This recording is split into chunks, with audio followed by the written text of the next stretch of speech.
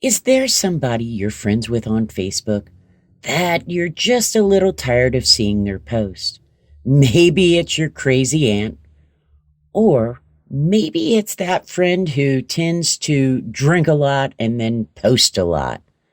You don't want to unfriend them. We don't want to hurt feelings.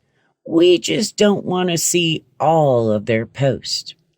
I'm Sheryl Loch with Ginger Roots Media, and I'm going to show you how you can keep them as a friend, but not have them filling your stream with whatever it is. Here we are on my Facebook page. I've already pulled up a friends page. We're going to go over here, and as you can see, we are friends. And if I wanted to, I could click here and unfriend them. But I don't want to do that. I just don't want to see all of their posts.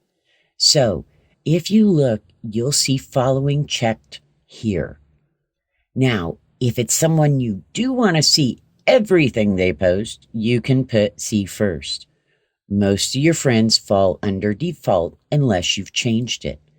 Now, so that I don't have to see all of their posts, I can simply go down here to unfollow.